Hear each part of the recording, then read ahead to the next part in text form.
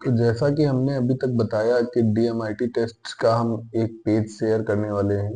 वो पेज हमारे सामने है। मुख्यतः ये पेज जो है सभी पेजों का सारांश है। आप समझ सकते हैं कि इस पेज में पूरी रिपोर्ट की जानकारी दे रखी हुई है। तो संक्षिप्त में है बट हम समझाने की कोशिश करेंगे कि डीएमआईटी टेस्ट से हमें क्या क्या पता चल सकता है और हम किस तरीके से बच्चे के जीवन को और उज्जवल और कलरफुल बना सकते हैं। तो देखेंगे, पहला हम लोगों को पता चलता है इंट्रापर्सनल। बच्चा अकेले रह के कार्य करना पसंद करता है या जो कार्य अकेले रह के किए जाते हैं उनको कुशलता पूर्वक सक्षमता से कर सकता है, या इंटरपर्सनल है, लोगों के साथ मिक्सअप होके क्या उसकी जन्मजात प्रतिभा है ये पता चल जाती है। अब बच्चा एनालिटिकल एबिलिटीज, पढ़ाई लिखाई के द्वारा अपने करियर में आगे बढ़ने वाला है, अगर कुछ ऐसा है तो एनालिटिकल एबिलिटीज से पता चलता है। उसके सामने दिया हुआ है विजुअल। तो विजुअल का मतलब ये होता है बच्चे का नक्शे वगैरह या रास्ते कितना याद रहते हैं, विजुअलाइजेशन देखी हुई चीजें कितना याद रहती हैं, उसके लिए ये पार्ट जिम्मेदार होता है। अगर और देखेंगे, आगे बढ़ेंगे तो लिंग्विस्टिक, बच्चे की भाषा में कितनी अच्छी पकड़ रहने वाली है इस पार्ट से पता चल जाती है। काइनेस्थेटिक, काइनेस्थेटिक बॉडी मूवमेंट के लिए जिम्मेदार होता है।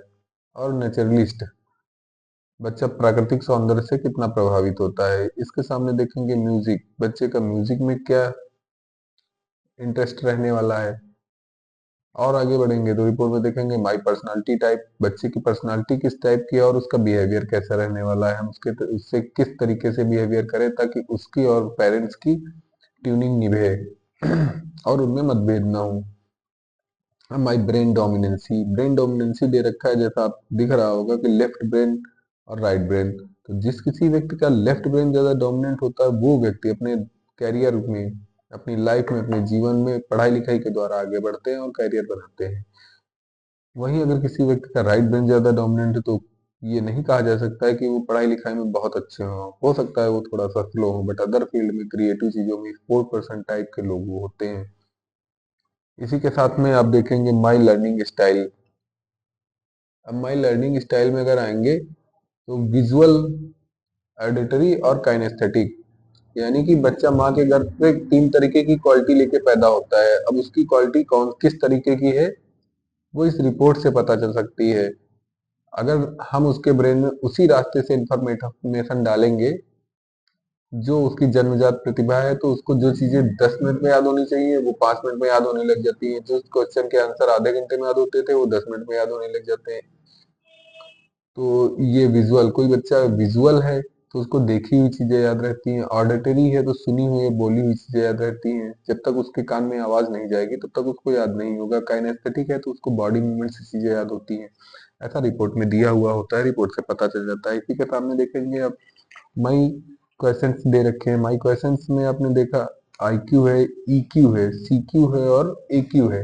यानी कि इंटेलिजेंस लेवल क्या है बच्चे का, बच्चे का इमोशनल क्वेश्चंस कैसा है और बच्चे का सीक्यू क्रिएटिव कितना है, बच्चे का एडवर्सिटी क्वेश्चन विपरीत परिस्थिति में कैसे बिहेवियर करता है, ये रिपोर्ट से पता चल जाता है। यदि कोई बच्चे देख, कभी आपने देखा होगा किसी बच्चे का यदि इमोशनल क्वेश्चन वीक है तो मम्मी पापा ने डांट दिया और बच्चा गुस्सा हो गया, कमरा बंद कर लिया, रोने धोने लगना, पुरानी डांट भी याद आने लग जाती है, रिकॉल होने लग जाती है, किसी से बात नहीं करना, खाना नहीं खाना, और इस तरीके की परिस्थिति अगर उत्पन्न होती हैं तो ये इसके लिए ईक्यू, इमोशनल क्वेश्चन जो होता है वो जिम्मेदार होता है। तो इस तरीके से रिपोर्ट के बारे में ये सारी चीजें पता चल जाती हैं और इसी के बिहेव पे हम पेरेंट्स को सलाह देते हैं कि बच्चे को किस तरीके से रखना चाहिए और किस तरीके के साथ उसको उसके साथ बर्ताव करना चाहिए ताकि उसकी और पेरेंट्स के बीच में ट्यूनिंग अच्छे से निभे। एक वीडियो में हमने बात की थी कि एक अल्टो गाड़ी के बारे में कहानी के माध्यम से बताया था कि 60% और